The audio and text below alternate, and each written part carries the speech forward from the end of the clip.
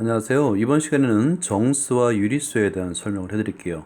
이 정수와 유리수를 공부하기 위해서 우리는 어떤 수학 개념이 필요한지를 확인해야 되는데요.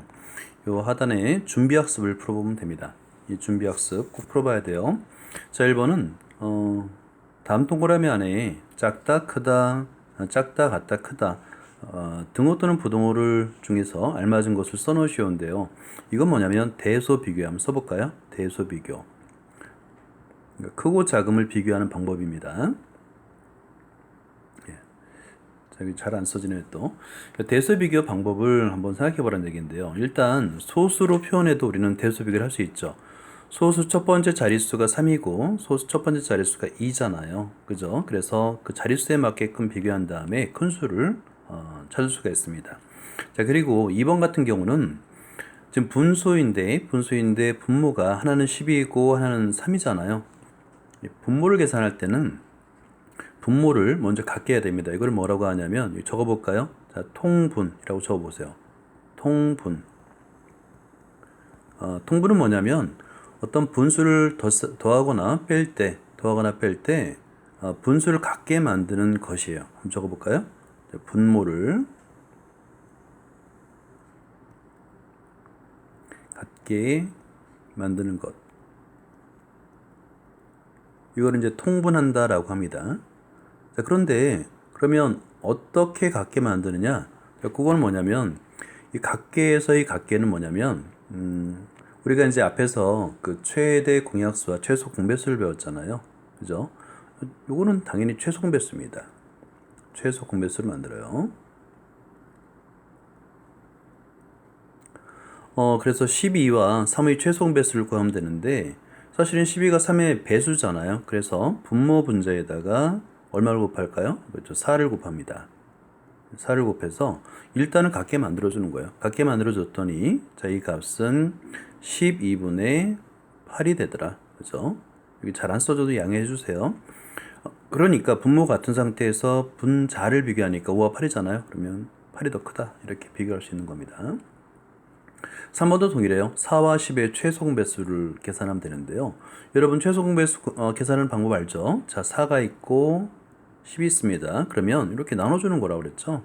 자, 2로 나눠주고요.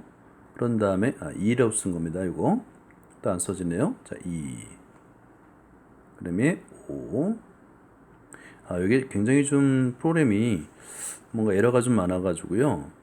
쓰기가 좀 불편합니다. 자, 2와 5죠. 다시 한번 지우고 다시 쓸게요. 자, 5입니다. 자, 그러면 이제 끝났죠. 그러면 2 곱하기 5. 이게 바로 이제 최소 공배수가 되는데 얼마죠? 그죠? 5, 4, 20이에요. 그래서 각각에다가 20을 만들기 위해서 앞에 수에다가는 분모 분자에다 5를 곱하고요. 뒤에 수는 곱하기 2를 하면 되겠죠? 이렇게. 그러면 둘 다 20이 됩니다. 분모가. 그래서 첫 번째 분자는 15, 두 번째는 14니까 뭐가 더 크죠? 당연히 15가 더 크죠. 그래서 이렇게 크기 비교를 할 수 있는 겁니다. 그 다음에 여러분 분수와 소수 표현을 비교할 수 있는데 이 소수 표현은 좀 불편합니다. 크기 비교를 하기 위해서는 둘 다 분수 또는 둘 다 소수로 표현하는 게 좋은데요. 보통의 경우는 소수를 분수로 표현해요.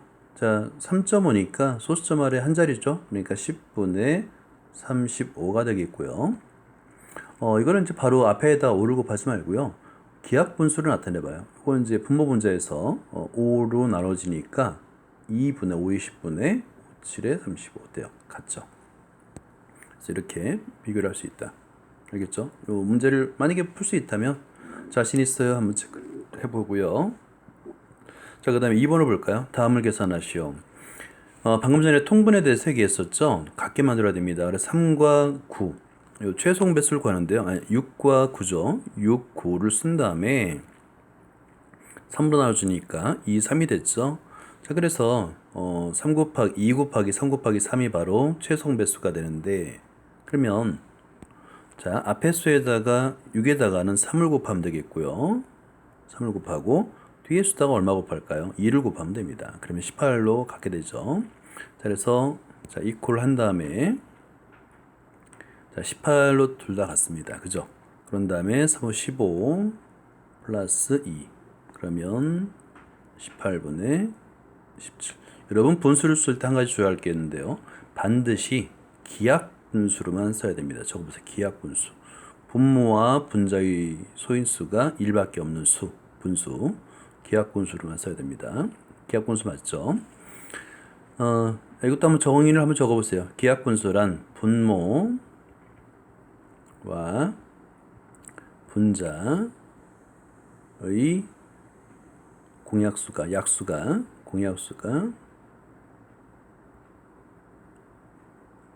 1밖에 없는 분수.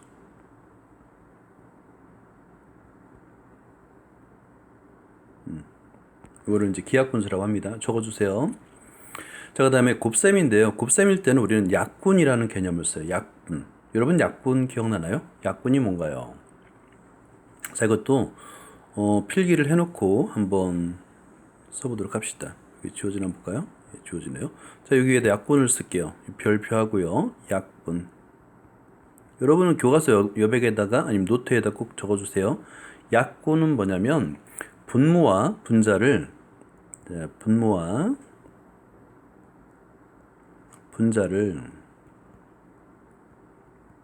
공약수로 나누어 주는 것. 이거를 약분이라고 합니다.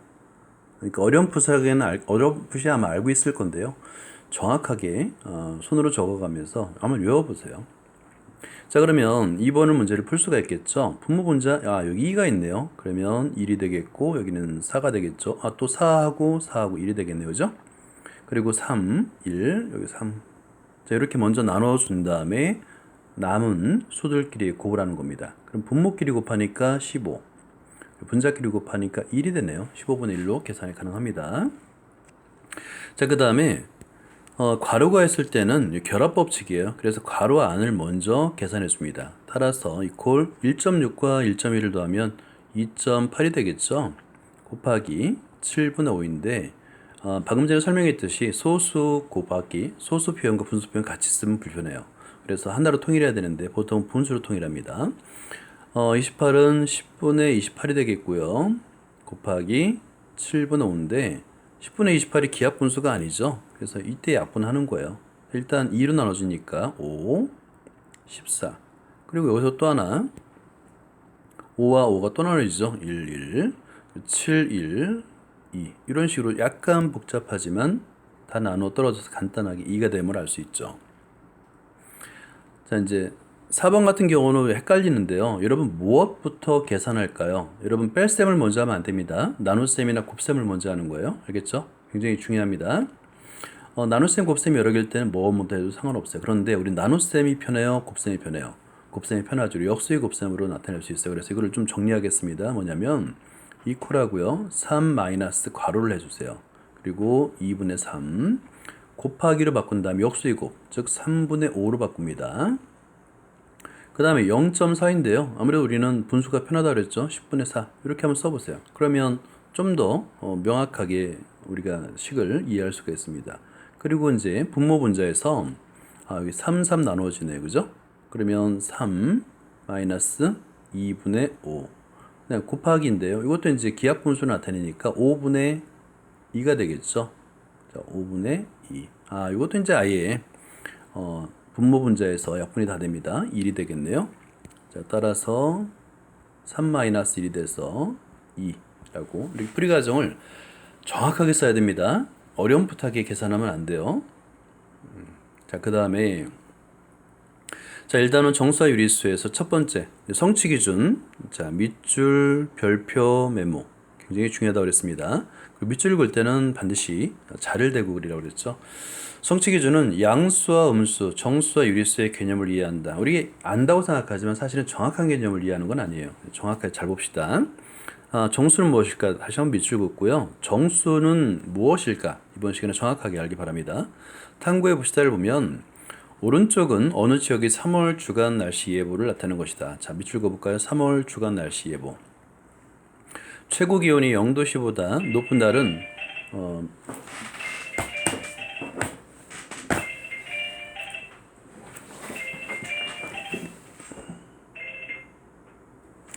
예, 계속 할게요. 최고 기온이 0°C보다 높은 날은 무슨 요일인가인데요. 보니까 최고 기온만 따지면 0°C보다 높은 날은 화요일, 그 다음에 수요일, 목요일이 되겠네요. 그죠? 한번 적어보세요. 화요일, 그 다음에 수요일, 네, 목요일. 최저 기온이 0°C보다 낮은 날, 0°C보다 높은 날, 밑줄 긋고요. 최저 기온인데 0°C보다 낮은 날은 요거는 이제 다른 색깔로 파란색으로 해볼까요? 마이너스 6, 마이너스 1, 마이너스 3. 그래서 자, 먼저 월요일, 그 다음에 수요일, 다음에 금요일이 되겠네요. 이렇게 적으면 돼요.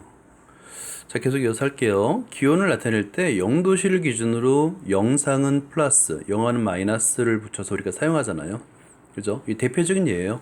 그러니까 양수와 음수를 사용하는 대표적인 방법이 온도입니다. 그래서 영상 6°C, 말로 써도 되지만 플러스 6°C라고 쓰면 좀 편하죠. 영하 2°C, 마찬가지 마이너스 2°C라고 쓰면 편합니다. 편해서 쓰는 거예요.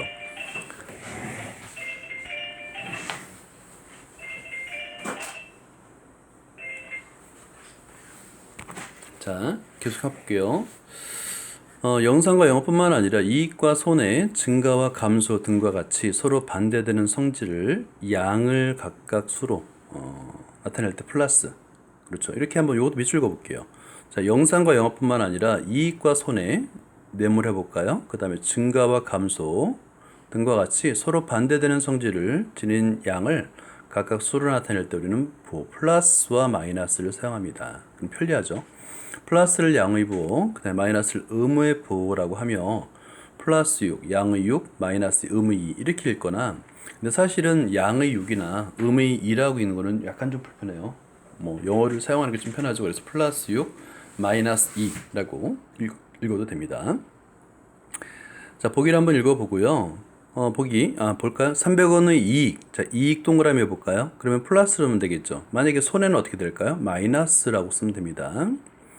그 다음에 출발 1시간 후, 1시간 후라고 하면 1시간 후라 하면 플러스를 쓰고요. 후, 그 다음에 전, 마이너스 3 이렇게 쓰면 됩니다.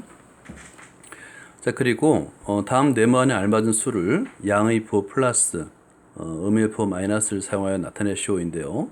한라산의 높이를 1947m를 플러스, 그렇죠, 플러스 해발. 해저는 이제 우리가 수온보다, 그러니까 해수면보다 낮은 부분이 있겠죠. 그죠? 해저니까. 그래서 13.5m를 어떻게 표현하면 될까요? 마이너스 13.5라고 쓰면 될 것 같습니다. 그 다음에 적자를 마이너스 2억 원으로 한다면 흑자는 어떻게 될까요? 그렇죠. 플러스 3억 원. 이렇게 쓰면 될 것 같아요. 자, 그 다음에, 플러스 2, 이렇게 양수죠. 이 양의 부호를 플러스를 붙인 수를 양수라고 부를 거고요. 음의 부호 마이너스 1을 붙인 수를 음수라고 부를 겁니다.